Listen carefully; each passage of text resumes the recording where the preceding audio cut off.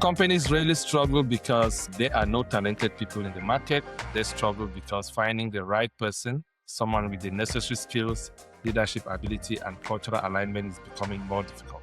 A poor hire can affect productivity, morale, customer experience, and business growth. A great hire can transform an entire department. Today, we will discuss executive recruitment, active headhunting, cultural alignment, leadership development, and how AI can help recruitment firms find and engage exceptional candidates without removing the human judgment that makes great hiring, right? Welcome to another edition of the Smart Office podcast. I am your host, Hippolyte Asa. I am an AI implementation engineer. I help small businesses adapt their systems and improve operations, parent experience, and growth. Today, I am pleased to welcome Carla Morera, founder and managing director of LATAM at EA Partners. Carla has more than 20 years of professional experience, including extensive work in strategic recruitment for middle and senior management.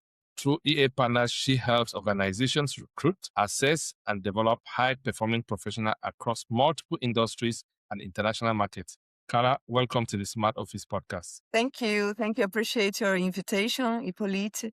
I'm glad to be here and to share ideas and to contribute to add value. Thank you. Carla, I was interested in your story because EA Partners was created in response to satisfaction with the quality of and limitations of traditional recruitment consulting.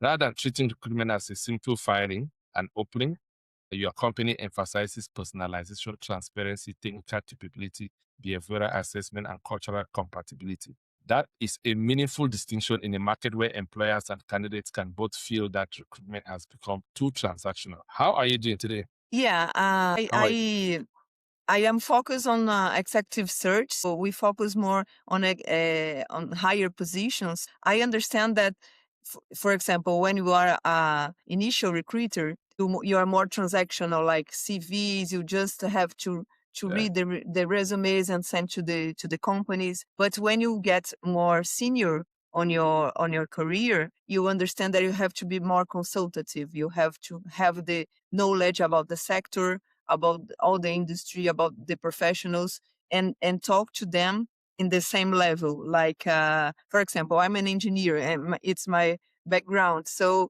in the beginning, I started to recruit engineers and operations and supply chain because that was my knowledge. And what led you into recruitment and what eventually inspired you to establish EA Partners? Okay. I was invited by a consultancy firm named Michael Page. It was 20 years ago, right. 2005, 21 years ago. Yeah. And then it had a division, the engineering division. So I was part of that division. And then I moved my career from engineering to be a headhunter. And then I really liked that movement. I like it to be with executives, with companies. And then I even awarded a prize to Australia. I went to Australia because I was the top placement of that year, back to 2006, so 20 years ago. And then I was to Australia, and then I worked for other consultancies too. And then 6 years ago, I started my own firm. It's a boutique firm, EA Partner.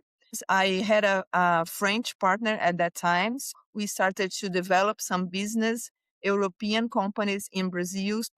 Most of our clients at that time was French companies from Germany, from Austria, European companies that was here, and in the automotive system sector. Then back to them until today, we have some of these clients, and we develop other services too. So I am focused on energy sector too, manufacturing, mining. So we amplify that. And we also do outplacement services. We do assessments, leadership training. So we grew the company to other HR services. So nowadays, I don't have this partner anymore. So I have other partnerships in Brazil and out of Brazil too. And I'm moving to have other partners worldwide. So I'm open to that. Good. Yeah. Because we do that remotely, so we can do a position wherever it is. So it can be in Europe, can be in Asia, can be in North America, South America. Wow, cool. What does the name EA Partners represent, and what do you want employers and candidates to understand about your approach? To to the next move. The name, okay. The name. Back in that when we started the company, is Euro America Partners. That's why it's Okay, EA okay. Partners. Euro America, yeah, Euro America, because European continent, American continent, and we are cross bordering Nice. this kind of thing, right? Good. And also, I started to understand that EA also stands to energy and automotive. That the two Yeah. sectors that we are strong So at. they So focus. Okay, it works well. energy, automotive, and Air America. So Yeah. both of this can be. So you recruit across different countries, industries, languages. How does cross-border executive search differ from recruiting within one local market? Like you are recruiting Europe and America, everywhere. But how does it differ from when you recruit within the same? Yeah, it's different because we have to understand some cultural aspects. If you Right. talk about European companies, the process can take longer. It's more specific. It's more close to the personality. You have to assess the personality, the culture, Right. and to plan. So it's important to them. If you have an American company, it's faster. The process tends to be faster. Yeah, they are concerned about the velocity of the process, so we have to send the candidates to assess faster. Yeah. You have to understand the cultural aspects, and also Argentina. There was another politics situation in the past, so we had to understand the economics of the country. So the political aspects too. So we have to search. We have to be kind of a researcher to understand how to deal with that public. So Right. if I go to US, I did positions in Alabama, for example, in Ohio. Right. I know some places that a typical America would not go. Even, for example, if a person is living in New York, Right. you will not go to Alabama, maybe. Right. So it's kind of difficult to have a professional in Alabama, an engineer. Sometimes you have to search for this position in Mexico, in Canada. The visa is an issue too in US. Right. We have to understand many aspects of the country to understand if there is a specialized person, professional in that place or not. Right. So we have to think about different options, as I told you. So maybe this person could come from Mexico, could come from Brazil, even Brazil to there. But the visa is an issue. The visa is not so easy Right. to go to US. Yeah. Yeah. Can you share a successful placement or client engagement that demonstrates what EA partners did differently, that it does differently, how you operate differently than others? Maybe you distinguish yourself in the market. Is there a story you want to share? Even without Yeah. naming names, just something listeners may understand how successful, how the placement went, and how interesting it was. Yeah, I have a case study, a case that we had, a successful case, because we had a position of CFO that was to Brazil, to a Brazilian company in the automotive sector, but the person had to deal with Argentina and Brazil. So at that time, we started to search for a person in Brazil and to understand if this person knew the cultural and the economic aspects of Argentina too. Right. Was not so easy. So we started there and then introduced some candidates. And then we moved to understand maybe a candidate from Argentina that also knew something about Brazil would fit too. So we moved the search for Argentina. And then we found a person that was from Argentina, used to live in Brazil. So he has already lived here. And then he wanted to come back to Brazil. So this is kind of cross-bordering situation, right? So he lived, and we had some other, for example, a VP of quality in America, in Michigan, big automotive tier one company. So this person was from Brazil, but he used it to live in Germany, for example. He had the cultural aspect of European company because it was an European, it was a French company. And then he moved to US and then he had the visa. It's a cross-border thing. So this is important. This is our differential to understand the best fit of that situation. We have to think about many other things. Just not just introducing a person or a candidate or a resume. Right. You have to think about these aspects. So what helped you identify the successful candidate? What helped you? What helped?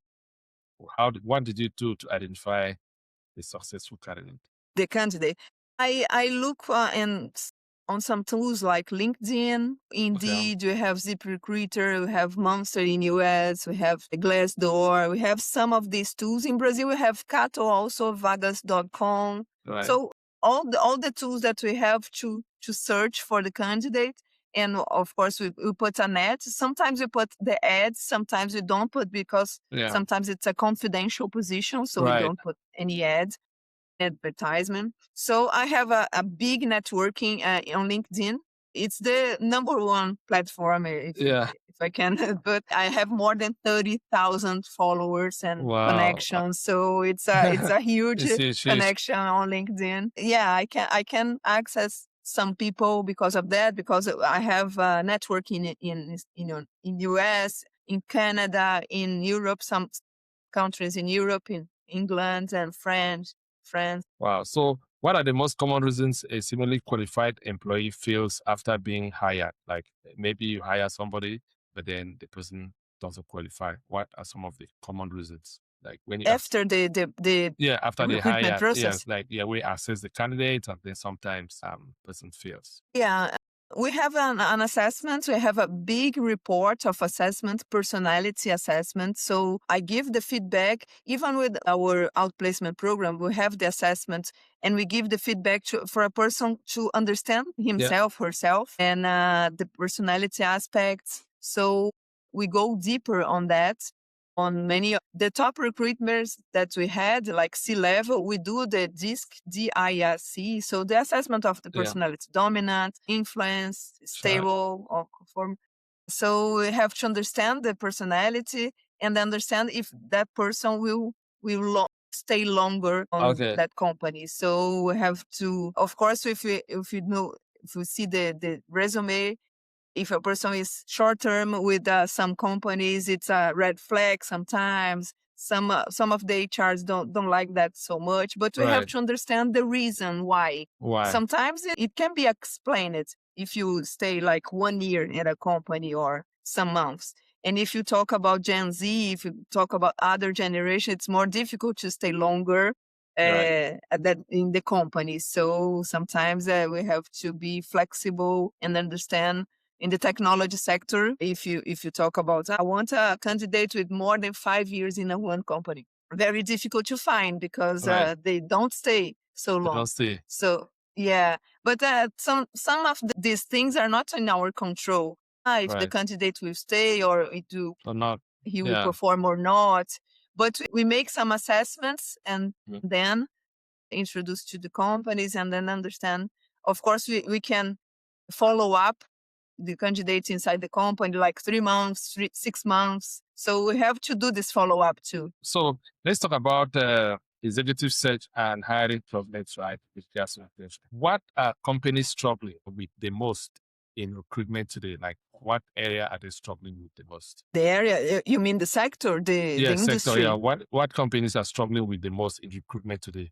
What's the challenge they have today? When it comes to hiring, is it like finding the right qualified or slow hiring decisions, salary expectations, candidates withdrawal? What are some of the possible problems that the companies may have today in terms of looking for the right person or retention?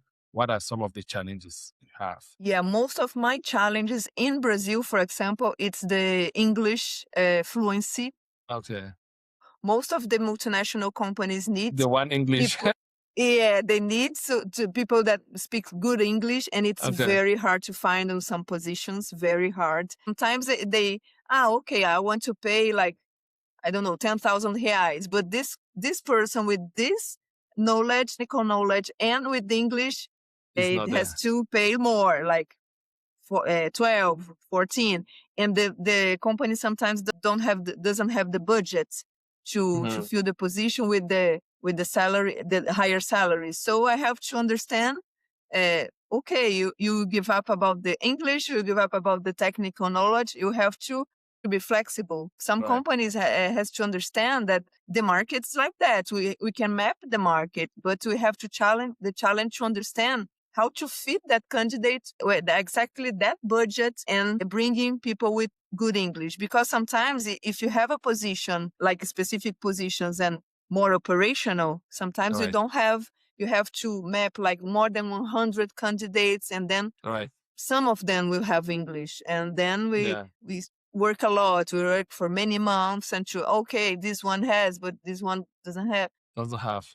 I see. This is very, very, very challenging for us, the Right. English issue, and also the budget, because sometimes in Brazil, there's another thing too, because we have the modes of hiring. You have the CLT and PJ. Right. CLT is when you have some benefits, more benefits, and PJ is juridic person. You open like a company, and then you send an invoice, and then you Invoice. are like a contractor. I And see. then there are two types of hiring nowadays. And as a contractor, you can receive more money, but you don't have the benefits. Right. And CLT, you have the benefits. Some people are more likely to be CLT. Some of them, okay, I want more money in my pocket, so I want PJ. So this is challenging too, because Right.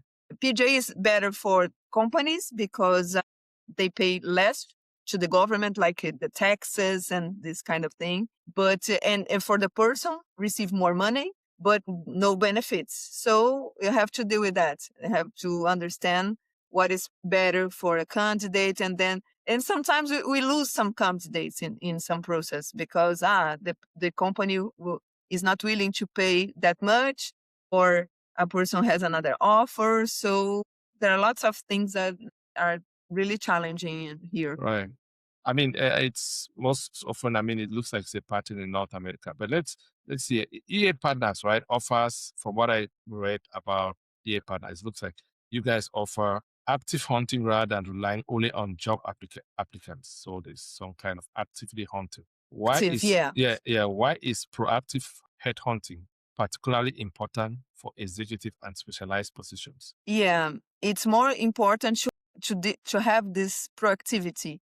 because if you just have an ad and you receive the resumes, and you Yeah. wait to receive the resumes, you receive lots of resumes out of the position. They're not aligned to the position, so you have to Take time screen and screen. understand if they are aligned or not. It takes a long. So if you go exactly to the sector and to the person that is aligned to the position, so you outreach that person, and then you receive, and then you move on the process, like you have the interview, the report, and send to the client. So you can move faster when you move proactively to outreach candidates on LinkedIn or on these platforms. So most of them are not searching for a position. It's important to note, most of the candidates that we they are not outsource, searching. outreach, they're not They are not searching. We Absolutely. to Proactively contact just them. reach them. Yes, yeah, we contact, and then we have to convince them, oh, this is a good opportunity. If I were you, I'd go because of this and that. So we have to make the selling of the position to the commercial side of, right? So just before we continue, I know we're going to go above 30 minutes. I hope you don't have a hard cut at 2 minutes time. Like, you can give me some extra time, right? Yes. Yeah, good. Okay. Don't worry. This part is not going to enter into the podcast, this conversation. It's going to cut it off. Right? We're going to cut. Okay, Once we no edit, problem. we're going to cut it off. So we'll cut it off. So I just wanted to be sure that you're not going to say, okay, we're ending now, because I have a few questions left. No, it's okay. I can move. I can go Okay. after the time. Yeah.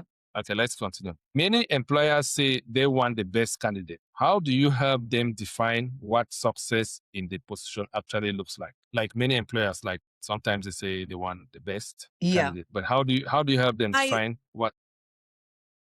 Also always tell to the client that we have to map all the markets as good as possible. So, for example, I want the best candidate to this position. Okay, how many candidates there are in the market? Like, there are 100 candidates. If you give me time, I will map and I will interview some of them, most of them, of course, with the ones that are aligned. So with our assessments and our technical questions and all competency mapping and everything that we do, to understand if that candidate is the best fit of that for that position. So we do that if you have more time, you can map more the market. So I can assure the client that this is the best candidate I found in the market because I searched all the markets, like 100 people, Right. and then I interviewed like 20, and then I sent to you the 5 best ones. Five days. So Okay.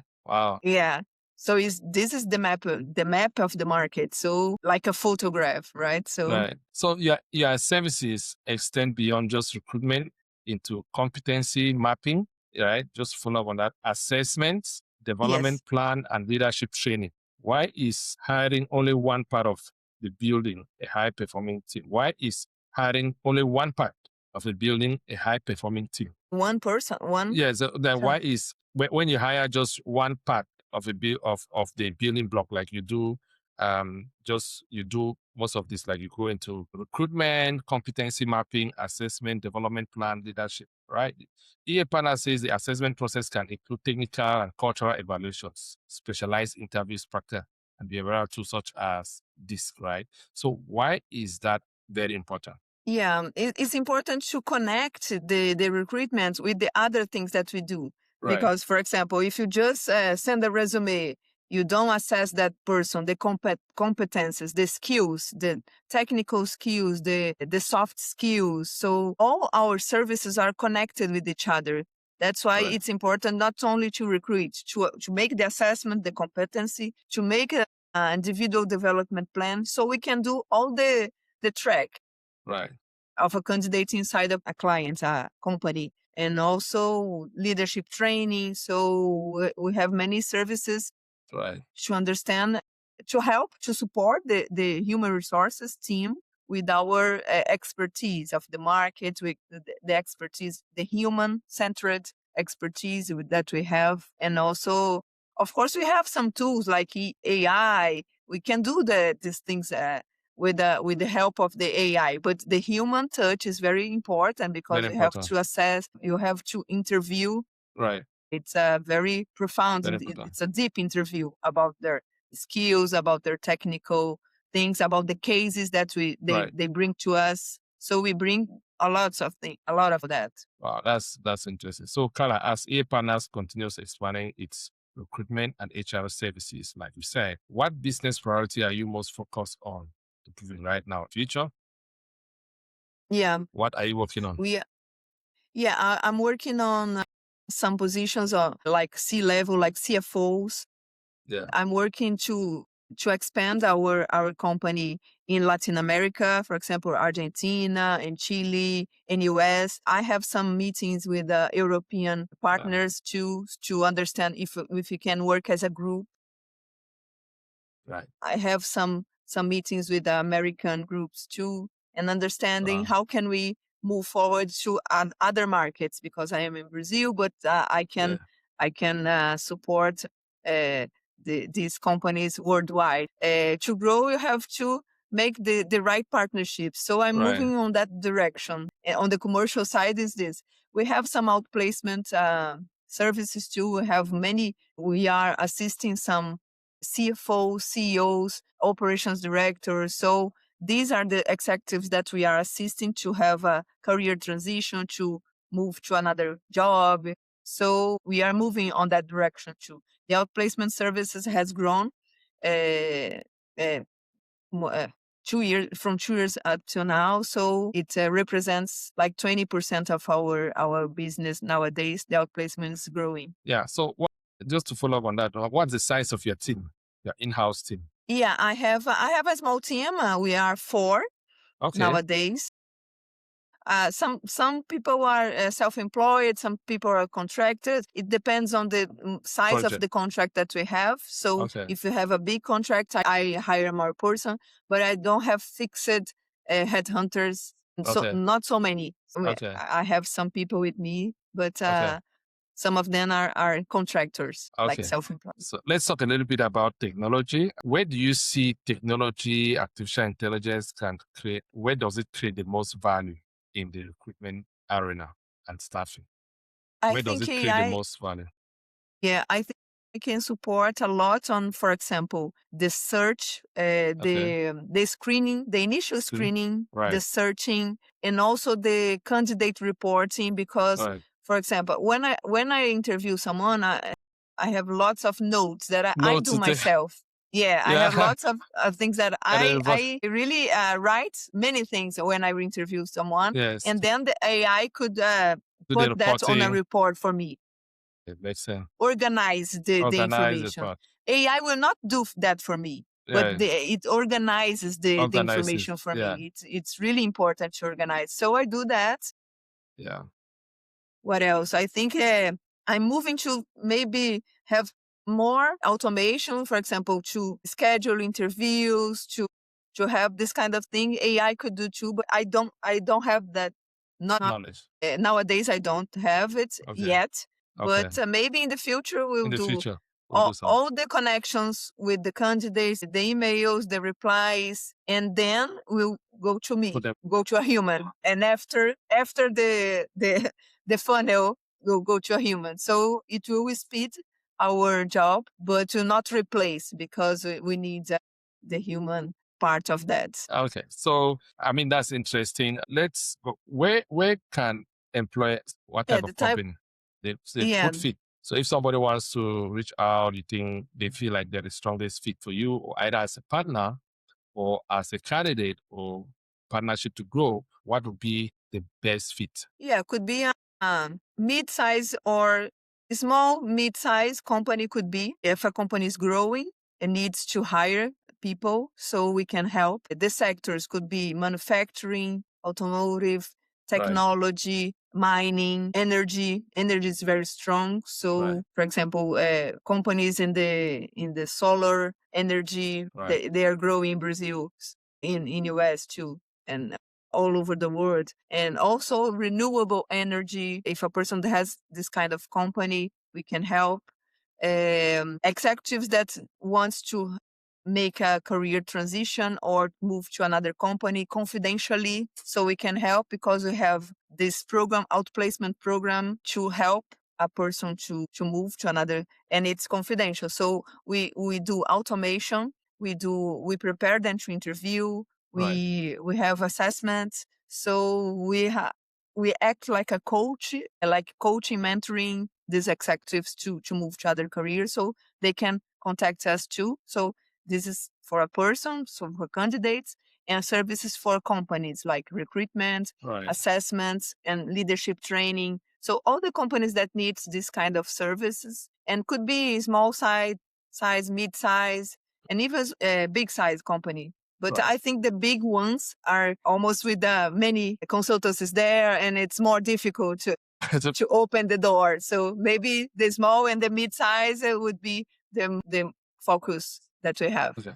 So if they want to reach out to you, can you say maybe your website, your email, so that they can hear, maybe their partners? Do you want to just say it aloud for listeners to hear how they can contact you? Our site is www.e-apartners.com. We have the site in English, in Portuguese, and Spanish. So we have these 3 languages. My email is carla.moreira@e-apartners.com. So you can reach out to me Anytime. Okay, if you go to the website, I'll reach out to you. So, Carla, thank you for joining me on the Smart Office podcast. I appreciate your insights on executive recruitment, active headhunting, cultural alignment, leadership development, and the responsible use of AI in hiring. That's been a very exciting discussion with you. Thank you very much. Thank you. Appreciate your invitation, and I'm available if you need anything else, and let's keep in touch.